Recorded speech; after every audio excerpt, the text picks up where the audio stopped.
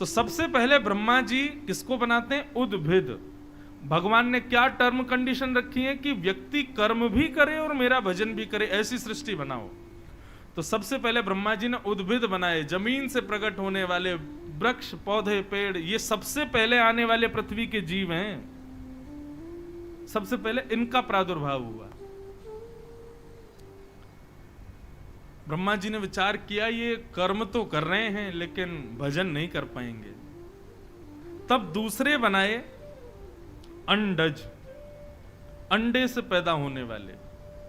लोग कहते हैं मुर्गी पहले आई कि अंडा, भागवत में स्पष्ट है अंडा पहले आया। ब्रह्मा जी ने पहले अंडे बनाए, चाहे वो जो भी अब अंडस होने वाले जो भी जीव हैं उन सबको बनाया। ये भी कर्म तो करते हैं, भजन नहीं करते। तब तीसरे स्वेदज बनाए। स्वेदज माने कि वृक्षों के गिरने पर और कुछ कीच आदि होने पर उनसे उत्पन्न होने वाले जीव, कीड़े मकोड़े आदि, इनको बनाया। ये भी कर्म कर रहे हैं लेकिन भजन नहीं कर रहे। तब जरायुज बनाए, जरा में लिपट कर होने वाले, गाय, भैंस, जिब्रा, जिराफ, शेर, चीता, भालू, इन सबको बनाया। लेकिन ये भी कर्म कर रहे हैं, भजन नहीं कर रहे। तब ब्रह्मा जी को बड़ी चिंता हुई, क्या करूं, मैं बनाता ही जा रहा हूं लेकिन एक स्थिर क्यों नहीं हो पा रहा जो भजन भी करे कर्म भी करे। तब भगवान ने उनको चतुश्लोकी भागवत प्रदान की और कहा ये तुम्हारा समाधान करेंगे। चतुश्लोकी भागवत का पुरुषण किया ब्रह्मा जी ने, और पुरुषण करने के बाद जब निर्माण किया तब मानव को बनाया। एक प्रकार से ये बात कह दूं तो किसमें कोई अतिशयोक्ति नहीं, हम मानवों का भी उद्गम भागवत से ही है। यदि ब्रह्मा जी के अंतस्थ में भागवत प्रकट नहीं होती तो कभी मानव को नहीं बना पाते वो। और जैसे ही मानव को बनाया ब्रह्मा जी हो गए, बोले वाह, अब ये भजन भी कर सकता है और कर्म भी कर सकता है। तब भगवान ने प्रसन्न होकर के भगवान को जाके दिखाया ब्रह्मा जी ने, देखो भगवान मैंने ये बनाया। तब भगवान बड़े प्रसन्न हो गए और भगवान ने वो दिया मानव को जो किसी को नहीं दिया। बाकी की भी कृतियां थी, और वो क्या है? बुद्धि, दिमाग, विवेक, ये केवल मानव को दिया और किसी को नहीं दिया। सबको दिया है, केवल उदर भरने के लिए दिया है। लेकिन मानव को जो बुद्धि दी है वो दूसरों का भी पोषण कर सकता है, इस भाव से। और सबसे पहले मानव कौन आए पृथ्वी पर? सनक सनंदन सनातन सनत कुमार। ये भगवान के प्रथम अवतार हैं। क्योंकि प्रथम मानव हैं इसलिए इनको प्रथम अवतार की श्रेणी दी गई। ब्रह्मा जी बड़े प्रसन्न हो गए, चारों बालकों को आशीर्वाद दिया। कहो बच्चों, मैंने तुमको क्यों बनाया? पिताजी आपने हमको भजन करने के लिए बनाया है ना? ब्रह्मा जी बोले हाँ हाँ, भजन तो करना है बेटा, लेकिन कर्म भी तो करना है। पिताजी हमसे कर्म नहीं होगा, हम तो केवल भजन कर सकते। चारों बालक ऐसा कह करके और श्रीमन नारायण नारायण नारायण करते हुए वहां से चले गए। ब्रह्मा जी बोले पहले बना रहा था तो वो सब कर्म ही कर रहे थे, भजन नहीं कर रहे, तो अब ये बनने में आ रहे हैं, ये सब भजन ही कर रहे हैं, कर्म नहीं कर रहे हैं। तब ब्रह्मा जी ने 10 मानस पुत्र और बनाए, जिसमें से एक नारद जी हैं, एक शंकर जी के ससुर जी दक्ष प्रजापति हैं। ऐसे 10 मानस पुत्र बनाए। लेकिन इनसे जब पूछा कि आप लोगों को मैंने क्यों बनाया, तो नारद जी महाराज सबसे पहले बोले आपने हमको भगवान का भजन करने के लिए बनाया है। ब्रह्मा जी फ्रस्ट्रेट हो गए, इतने दिन हो गए सब बनाते बनाते बनाते एक ठौरी नहीं आ रही है, और ललाट नीला पड़ गया ब्रह्मा जी का। क्रोध के कारण ललाट का भेदन करके महादेव प्रकट हो गए, रुद्र प्रकट हो गए। बोलो देवादिदेव महादेव शंकर भगवान की। 10 मानस पुत्र भी चले गए। अब ललाट में से पुत्र प्रकट हुए रुद्र यानी कि शिव। ब्रह्मा जी बोले बेटा तुम ही मान लो मेरी बात। शंकर जी बोले आज्ञा करो पिताजी, क्या करना है? बोले मैंने तुमको क्यों बनाया? बोले आपने हमको भजन करने के लिए बनाया। ब्रह्मा जी बोले कर्म कौन करेगा? आप सब भजन ही भजन करोगे तो शंकर जी बोले आज्ञा करो पिताजी, क्या करना है? बोले पिता जो करे वही पुत्र को करना चाहिए। मैं सृष्टि कर रहा हूं, मैं दुनिया बना रहा हूं, तुम भी मेरे साथ बनाओ। शंकर जी बोले हमसे हो नहीं पाएगा ये, नहीं अब मेरी बात माननी पड़ेगी तुमको, चलो सृष्टि करो। शंकर जी बोले ठीक है पिताजी, आप ही हाथ जोड़ दोगे अपने आप, लाओ दो हमको कमान। और जैसे ही शंकर जी आए, गंगा के तट पर बैठे हैं, शंकर जी ने जैसे ही देखा कि पिताजी ने कैसी सृष्टि बनाई, 2 आंख, 1 नाक, 2 कान, 1 मुख, 2 हाथ, 2 पैर, ऐसे मानव बनाए। शंकर जी बोले मजा नहीं आ रहा है, कुछ अलग करते हैं। तो शंकर जी ने कैसे जीव बनाए? बोले को मुखहीन, किसी का सिर ही नहीं बनाया, और विपुल मुख काहू, किसी के हजारों सर बना दिए, और बिन पग चलही, बिना पैर के चलने वाले मानव बना दिए, हाथों से ही चल रहे हैं महाराज। मुख से शब्द नहीं बोल रहे हैं, अग्नि निकाल रहे हैं, कोई अपने मुख से बर्फ निकाल रहा है, पेड़ों पर चढ़ रहे हैं। और महाराज विचित्र प्रकार की सृष्टि महादेव ने बनाई, भूत प्रेत पिशाचनी डाकनी साकनियों को बना दिया।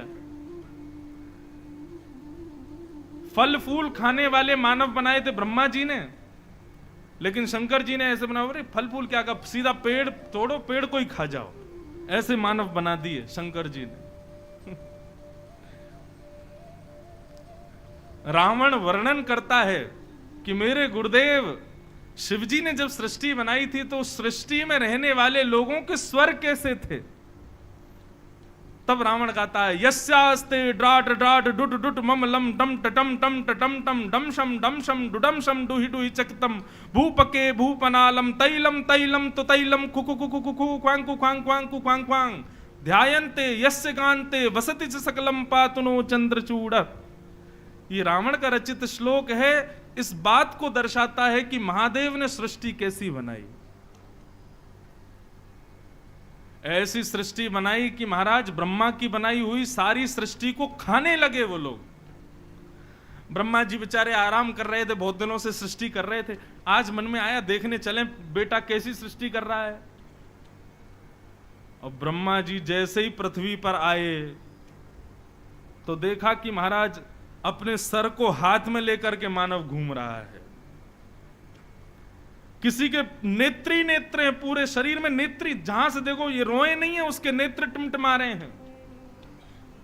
मुख से अग्नि निकाल करके कोसों के जंगल को जला दे रहे हैं, हूं करते हुए घूम रहे हैं, तेल की कढ़ाई में नहा रहे हैं। ऐसे विचित्र, उसका वर्णन विषय नहीं है, डर जाएंगे नहीं तो।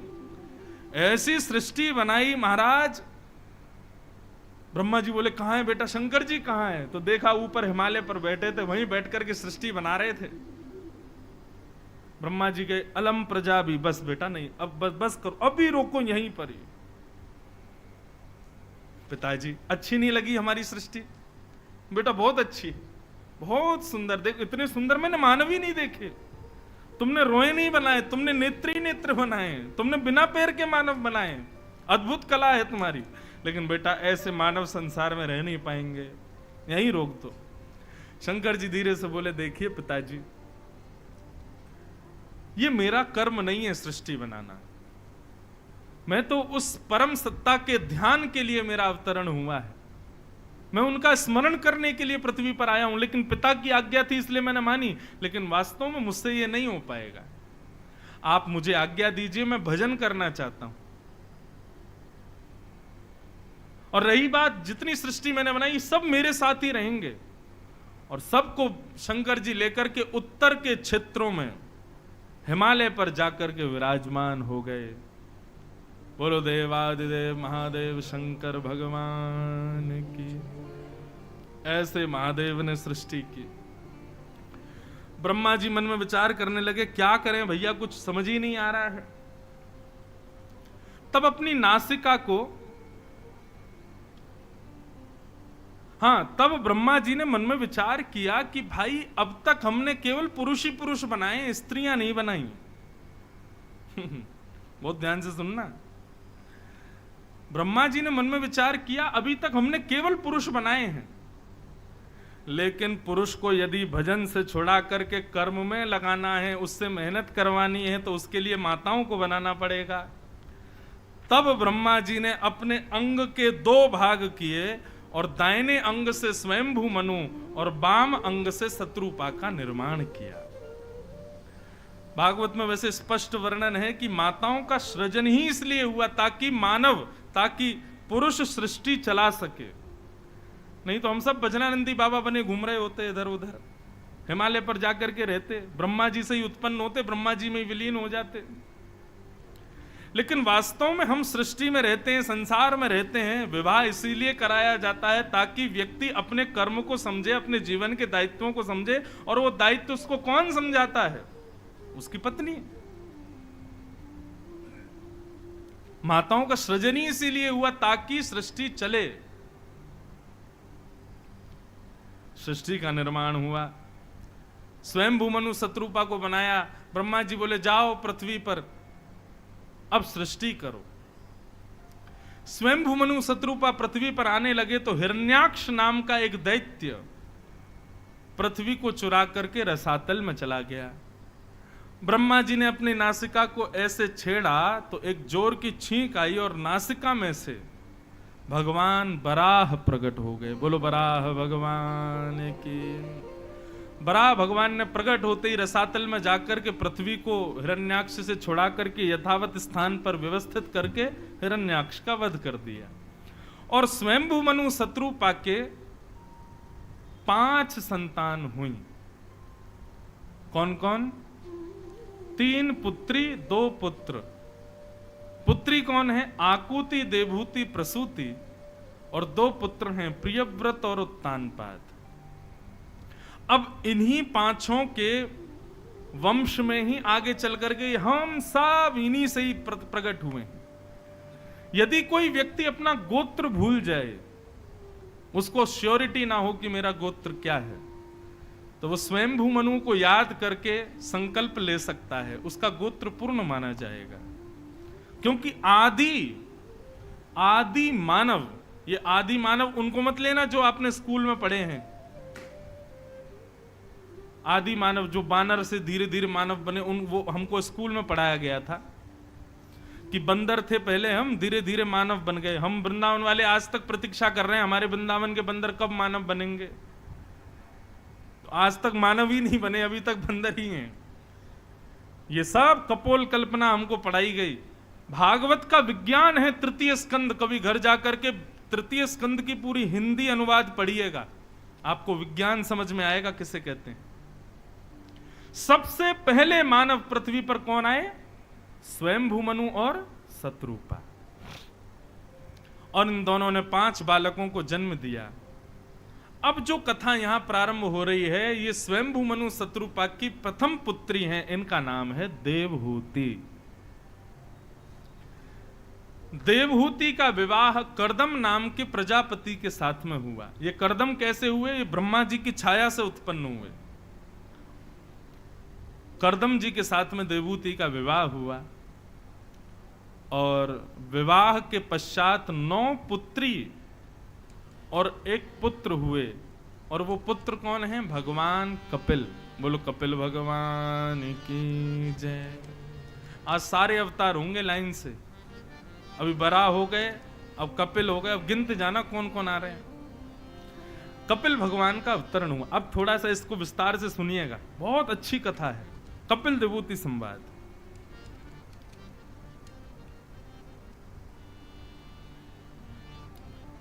देवहूति माता अपने पुत्र कपिल से कुछ प्रश्न करती हैं, उन्हीं को कपिल देवहूति संवाद कहा गया है। अपनी कथाओं में कई बार मैंने विस्तार से सुनाया है, परंतु अति विस्तार से मैंने सुनाया था महाबलेश्वर, महाराष्ट्र में एक स्थान है। वहां 7 दिन तक हमने कपिल देवहूति संवादी किया था। अकिंचन कथा थी, सुबह 3 बजे से होती थी। बहुत सुंदर है। अब थोड़ा ध्यान से सुनो। देवहूति माता, उनको पता है कि मेरा पुत्र साक्षात भगवान है। एक दिन सही समय जान करके अपने पुत्र के पास जाकर के उन्होंने कुछ प्रश्न किए। देवहूति माता ने कहा, बेटा मैं जानती हूं तुम भगवान हो, अब कुछ क्षण के लिए भूल जाओ कि मैं तुम्हारी मां हूं, तुम मेरे पुत्र हो और मेरे कुछ जिज्ञासाएं हैं, उनका उत्तर मुझे प्रदान करो। और यहां देवहूति ने जो प्रश्न किए हैं वो सुनिए ध्यान से। देवहूति का पहला प्रश्न, निर्वेणा नितराम भूमि असद इंद्रियत क्षणात् येन संभाव्यमानेन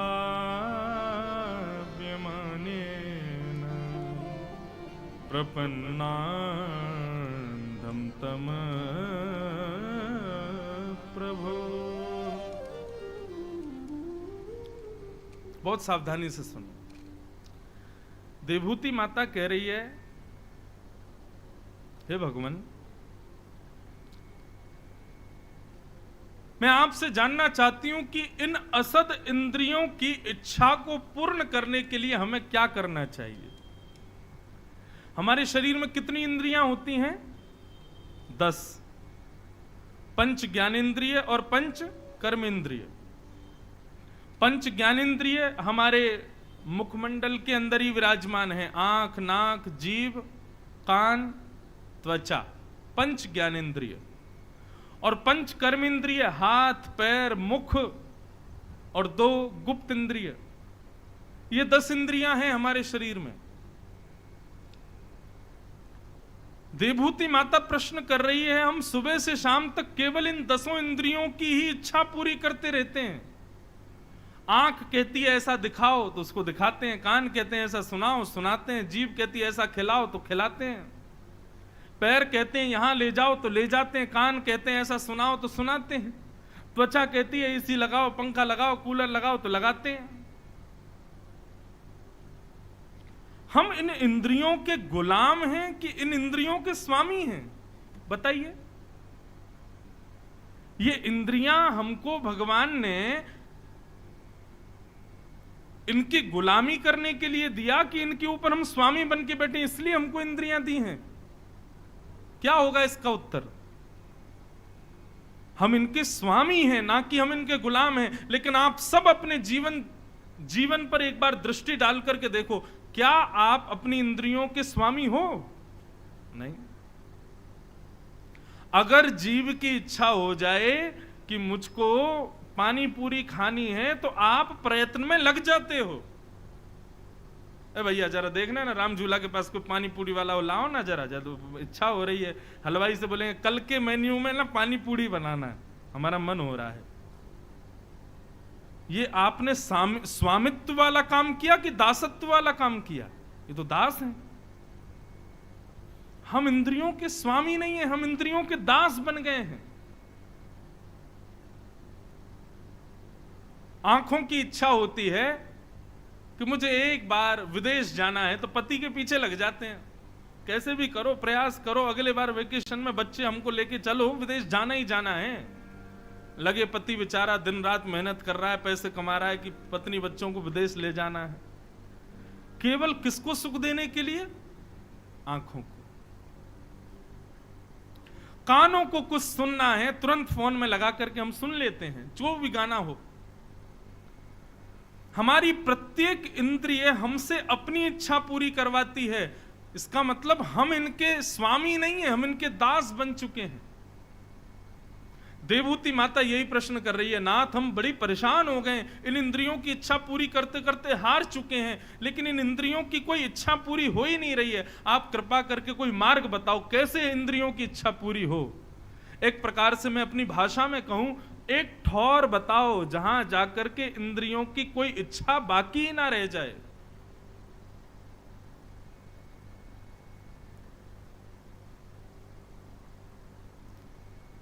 व्यक्ति केवल अपनी इंद्रिय सुख के लिए पाप करता है। व्यक्ति केवल अपनी इंद्रिय सुख के लिए जानवरों को मार के खा जाता है। व्यक्ति केवल अपनी इंद्रिय सुख के लिए अपने धर्म शास्त्रों के विपरीत काम करता है। केवल अपनी इंद्रिय सुख के लिए माता पिता को कष्ट देता है। हे नाथ, हम ऐसा क्या करें जिससे ये इंद्रियां हमारी दास ना, हम इनके स्वामी बने, कृपा करो। मेरी इंद्रियों की कोई इच्छा शेष ना रह जाए, ऐसा कोई मार्ग मुझे बताओ। तब भगवान यहां प्रत्युत्तर दे रहे हैं, बहुत ध्यान से सुनो। भगवान कहते हैं, मां योग आध्यात्मिक पुंसाम मतो निःश्रेयसाय मे अत्यंतो परतीर्यत्र दुःखस्य च सुखस्य च। मां एक बात बताऊं, भगवान कपिल कह रहे हैं, मां जब व्यक्ति सत्संग में आसक्त होता है ना, जब आध्यात्मिक योग की तरफ चलता है, कथा सुनता है, संतों का संग करता है, वैष्णवों का संग करता है, तीर्थ यात्रा करता है, तिलक लगाता है, इस प्रकार के सत्संगी जीवन में रहने लगता है ना, तो धीरे धीरे उसकी इंद्रियां जो हैं सांसारिक भोग से निरासक्त होती चली जाती हैं, और फिर उसको दुख सुख का अनुभव नहीं होता, फिर उसको आनंद का अनुभव होता है। बहुत ध्यान से सुनना। मां यदि किसी की इंद्रियां व्याकुल हो रही हैं और व्याकुल होकर के उसको अपनी ओर अग्रसित कर रही हैं, तो निश्चित मानो, सब लोग ध्यान से कथा सुनो, निश्चित मानो उसकी इंद्रियां उसकी दास नहीं है, उसकी स्वामी। इसलिए मां प्रयास करना चाहिए कि आध्यात्मिक योग, सत्संग करे, वैष्णवों का संग करे। संग सुधरेगा तो धीरे धीरे इंद्रियां सुधरती चली जाएंगी। अब इसका एक उदाहरण बताऊं, सब लोग इधर देखो, इधर देखो, यहां देखो, मुझे देखो, सावधानी से सुनो। अभी आप लोग अपने अपने घर छोड़ करके आए हो कथा सुनने के लिए, मैं भी आया हूं, मैं तो घर जाता ही नहीं हूं, खैर बाहर ही रहता हूं। आप सब लोग अपने घर छोड़ के आए हो, ऋषिकेश में आप रह रहे हो। अब यहां पर जो रसोईया जो बना देता होगा वो सब ठाकुर जी को भोग लगता है, भोग लगने के बाद में आप पाते हो। जैसी व्यवस्था, जैसे बिस्तर, जैसे कमरे मिल गए बेचारे, वैसे ही रह रहे हो। जैसा पानी मिल जाता है वैसा पी रहे हो, जैसे पंखे कूलर लगे हैं वैसे सब कर रहे हो। 7 दिन में पहले दिन जब यहाँ लोग आए होंगे, तो जो यहाँ के व्यवस्था प्रमुख हैं, हमने महिला मंडल वाले, पहले दिन जैसे ही अपने घर से आए होंगे तो कई लोग थोड़े निराश हुए होंगे व्यवस्थाओं से। कैसे कमरे दिए हैं, कैसा भोजन दिए रहे हैं, भैया भोजन में आनंद नहीं आ रहा। कई लोगों ने तो कथा के बारे में भी कह दिया होगा, भैया कूलर थोड़े बढ़वाओ, एसी लगवाओ, बड़े पसीने आते हैं, आदि आदि। सुनो बात, लेकिन जैसे जैसे दिन आगे बढ़ते जा रहे हैं, आप शांत होते जा रहे हैं, जो व्यवस्था है उसको स्वीकार कर रहे हो, जैसा भोजन है वैसा स्वीकार कर रहे हो, जैसे पंडाल में व्यवस्था उसको स्वीकार कर रहे हो। और ये स्वीकार करवा कौन रहा है? आपकी इंद्रियां तो स्वीकार नहीं कर रही हैं, ये सत्संग आपको स्वीकार करवा रहा है। ठाकुर जी यही उदाहरण दे रहे हैं, मैया व्यक्ति जब सत्संग करने लग जाता है ना, तो वो फिर खाने के लिए नहीं जीता, वो जीने के लिए खाता है। मैं जीवित रह पाऊं, मेरा भजन हो पाए, बस इतना भोजन मिले। अब आपको हम अपनी बात बताएं, अब हमको इतनी कथाएं करते हैं, हर एक हफ्ते में हमारा पानी बदल जाता है, हर एक हफ्ते में हमारा भोजन बदल जाता है, हवा बदल जाती है, कमरे बदल जाते हैं, बिस्तर बदल जाता है। ऐसे में कैसे सरवाइव करे आदमी? देखने में बहुत आसान लगता है कि इनकी लाइफ बड़ी सेट है, घूमते ही रहते हैं हवाई जहाजों में, हैं यहां से वहां से यहां, लेकिन आंतरिक कितनी दुविधाएं सहन। अब देखो, अब हम यहां आप लोगों से कनेक्ट हो गए, बुद्धि से हो गए, मन से हो गए, इंद्रियों से हो गए, विचार से हो गए, लेकिन 24 को यहां सुबह कथा पूरी करके तुरंत भागेंगे जगन्नाथपुरी। 25 से जगन्नाथपुरी में कथा, वहां नए लोग, नया स्थान, नया बिस्तर, नया पानी, नई हवा, नया भोजन, नए लोग, सब कुछ नया। अब यहां से कनेक्शन बना के वहां जाके कनेक्शन बनाना है। 2 दिन तक तो आप ही लोग दिखोगे, आप ही लोग याद आओगे, फिर 2 दिन बाद वो लोग अच्छे लगने लग जाएंगे, फिर वहां उनसे 7 दिन में कनेक्शन बनेगा, वहां कथा पूरी करे, तुरंत फिर वृंदावन में कथा, फिर वहां नए लोग, नई जगह, नया सब कुछ। इतना स्टेबल हमको कौन करवा पाता है? ये भागवत की कथा, ये सत्संग। ये सत्संग ही है जिसकी वजह से हम समत्व में जी पा रहे हैं। दूसरी बात, आप हमारा भोजन देखो, घिया की सब्जी, तोरई की सब्जी, हरी बीन्स की सब्जी, आलू आलू के तो नंबर ही नहीं आते 7 दिन तक। क्यों ऐसा साधारण भोजन करते हैं? क्यों? क्योंकि कथा करने के बाद में बस ये रहता कुछ भी हो मिल जाए, बस 2 रोटी पानी है, प्रेम से रहना है, ज्यादा भोजन की भूख नहीं रहती, ज्यादा कुछ विशेष खाएं, एक आध दिन कभी उत्सव में सब लोग मिलकर कुछ खा लें तो बात अलग है, बाकी सामान्य सब प्रसाद पाते हैं। क्यों? इंद्रियां धीरे धीरे अपनी इच्छाओं को समेट लेती हैं जब आप बहुत सत्संग करते हो तब। अभी आप में से कई लोग ऐसे होंगे जिनको बिना सोफे के, बिना ऐसे पड़े बैठा ही नहीं जाता, लेकिन नीचे बैठे हैं, ऊपर ठोस कुर्सी पे बैठे हैं, 2-2, 5-5 लाख के सोफा पे बैठ करके भी वो प्रसन्नता नहीं होती होगी जो यहां नीचे बैठ करके आप प्रसन्न दिख रहे हो। किसकी बदौलत? सत्संग की बदौलत। मां, यही प्रत्युत्तर भगवान कपिल दे रहे हैं। व्यक्ति जब सत्संग में आसक्त हो जाता है ना मां, तो उसकी इंद्रियों की इच्छाएं धीरे धीरे शांत होने लगती हैं, समिटने लगती हैं, समाप्त होने लगती हैं। अब आप एक बात सुनना, कथा में सबसे ज्यादा आने वाले लोगों का एज ग्रुप क्या होता है? सबसे ज्यादा पूछ रहा हूं मैं, 35-40 से ऊपर के ही आते हैं ज्यादातर लोग, उससे नीचे के बहुत कम हैं। आते हैं लेकिन बहुत कम लोग आते हैं। तो 35-40 से ऊपर वाले लोग इतनी कथाएं सुनते हैं, और उन लोगों की इच्छाएं देखो। घर में बच्चे कहेंगे पिज्जा बनाओ, बर्गर बनाओ, लेकिन बड़े लोग क्या, अरे भैया भिंडी खा लो, करेला ही खा लो, रोटी में काम चला लो। क्यों? धीरे धीरे आयु बढ़ती है तो सत्संग बढ़ रहा है, सत्संग बढ़ता है तो धीरे धीरे इंद्रियां शांत होने लगती हैं। 15 साल की उम्र में जन्मदिन मनाने का उत्साह जितना रहता है, 50 साल की उम्र में उतना नहीं रहता। आप तो 50 की बात कर रहे हो, हमारा पिछले वर्ष मेरा 26वां जन्मदिन था, और जब 26वां जन्मदिन था तो रात में आंसू आ रहे थे आंखों से। अपनी निजी बात बता रहा हूं। क्यों? मन में आया हम 26 के हो गए, अब इच्छा सी नहीं हो रही कि जन्मदिन मनावें, और फिर मन में भाव आए, ठाकुर जी अब कितने दिन और रह गए, क्या पता 30 का जन्म हो, 35 आयु हो, 40 आयु हो, 50, 60 भी हो तो कम ही है, 100 तो पूरी होनी चाहिए। अब इतना ही भजन कर पाएंगे? हे भगवान जल्दी जल्दी कथाएं करो, खूब भजन करो, खूब सेवा करो, बहुत कम समय रह गया।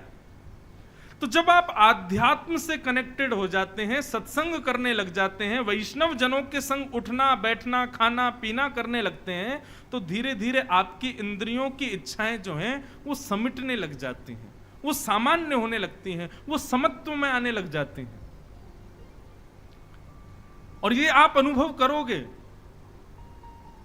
जो कथा नहीं सुनते, जो कभी कथा में आते नहीं, उन लोगों की दिनचर्या देख लीजिएगा, और जो कथाएं सुनते रहते हैं उनकी दिनचर्या देख लीजिएगा, दोनों में विशेष अंतर दिखाई देगा। और विशेष अंतर इसी भाव का होगा, इच्छाएं कैसी हैं। कथा सुनने वाले की इच्छा सम होंगी, जैसी हो जाए अच्छा है, लेकिन कथा नहीं सुनने वाले की इच्छा भी विशेष होंगी, और वैसी इच्छा पूरी नहीं हुई तो वो दुखी भी बहुत जल्दी होगा। इसलिए मां, यदि इंद्रियों को आप समत्व करना चाहते हो तो सत्संग करो। अब सत्संग किसे कहते हैं? केवल कथा सुनना मात्र सत्संग नहीं है, अपनी प्रत्येक इंद्रिय को सत्संग कराओ। कानों से कथा नहीं जा रही है। जिस मार्ग से, जिस द्वार से हमारे अंदर सत्संग प्रवेश नहीं करेगा, उसी मार्ग, उसी द्वार को आश्रय बना करके पाप प्रवेश करेगा। इसलिए भैया अपनी हर इंद्रिय से ठाकुर जी को भजो, अपनी हर इंद्रिय को ठाकुर जी में लगाओ।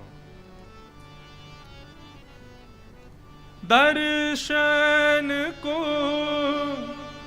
नैना तपे, वचन सुनन को कान, मिलवे को हियरा तपे,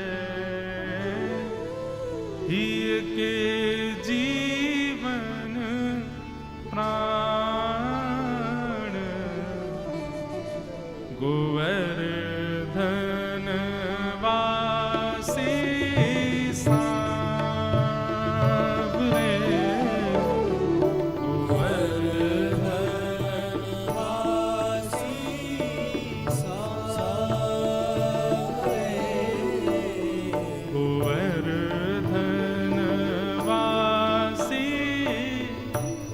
सांवरे, गोवर्धन वासी सांवरे, लाल तुम बिन रयो न जाए,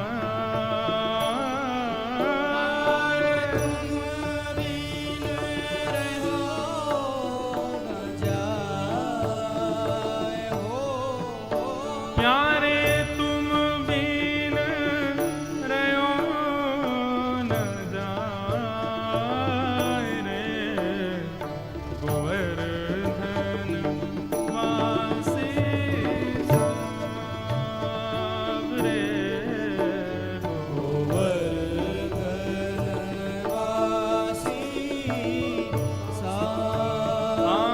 वासी सांवरे।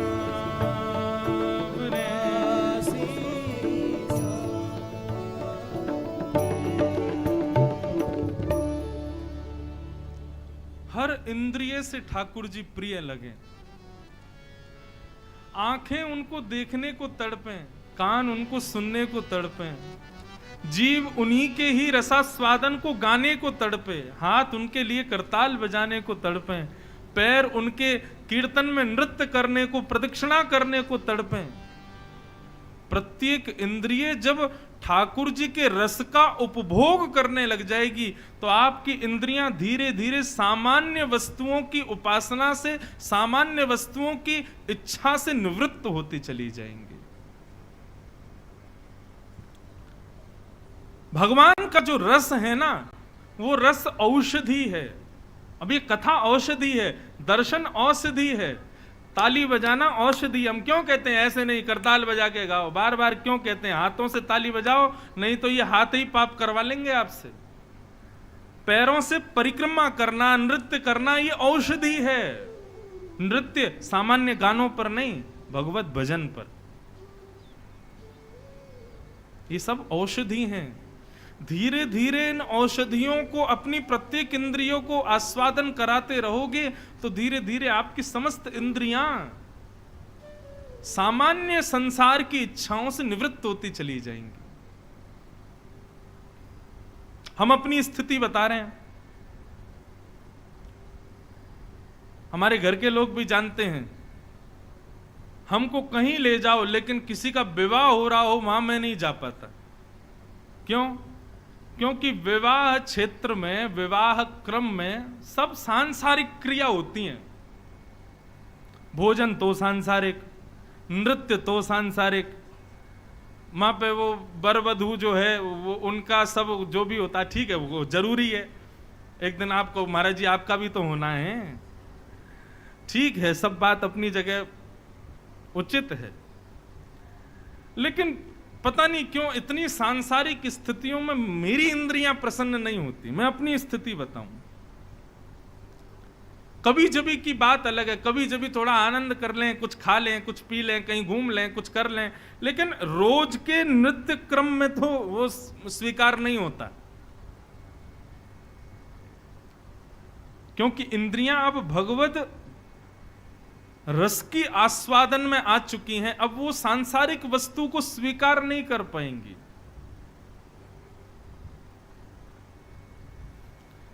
तो यहां पर भगवान वही कह रहे हैं, मैया अपनी इंद्रियों को मेरे रस के अधीन बनाओ।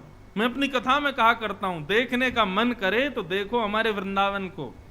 देखने सुंदरता में ज्यादा ही आसक्ति है तो राधारमण जी को देखो। ज्यादा ही सुंदर स्वर सुनने की आपकी इच्छा है तो कभी हमारे ब्रज के पदों को सुनो। आपको ज्यादा ही स्वादिष्ट भोजन करने की इच्छा है तो आओ हमारे वृंदावन में 56 भोग ठाकुर जी जब लगाते हैं उसके बाद पाओ उसको। ज्यादा ही नाचने के मटकने के मन करते हैं तो हमारे वृंदावन के कीर्तन पे नाचो। ज्यादा ही हाथों से सेवा करने की इच्छा है तो वृंदावन में आके सेवा करो। प्रत्येक इंद्रिय को भगवद आसक्त बनाओ। आपकी इंद्रियां अपने आप सामान्य होती चली जाएंगी, धीरे धीरे उनकी इच्छाएं समाप्त होती चली जाएंगी। फिर भगवान दूसरी बात कहते हैं, चेतः खलवस्य बंधाय रतंबा पुंष मुक्तये गुणेषु सक्तं बंधाय मुक्तये चात्मनोमतम्। ठाकुर जी कह रहे हैं मां, और एक बात और कहूं। देवूती माता बोली बोलो। बोले आपने कहा कि इंद्रियां दूषित हो गई हैं मां, ऐसा नहीं कहो। आपने प्रश्न गलत किया है। इंद्रियां दूषित नहीं है, आंख खराब नहीं है, कान खराब नहीं है, जीभ खराब नहीं है, हाथ खराब नहीं है, पैर खराब नहीं है, इंद्रियां दूषित नहीं है। तो बोले इन इंद्रियों का संचार करने वाला हमारा चित्त खराब है, हमारा मन खराब है। आंख तो वही देखेगी जो दिखाओगे, पैर तो वहीं जाएंगे जहां ले जाओगे, हाथ वही करेंगे जो करवाओगे, जीभ वही बोलेगी जो बुलवाओगे। और इन सबको आज्ञा कौन करता है? मन। उस मन को एकाग्र करना है मां, उस मन के एकाग्र की आवश्यकता है। अब मैया ने पूछा मन एकाग्र कैसे होगा? बोले मन एकाग्र होगा संग सुधारने से, अपना वातावरण सुधारने से। आपका वातावरण यदि दूषित है तो मां मन कभी शुद्ध नहीं हो पाएगा, मन कभी पवित्र नहीं हो पाएगा।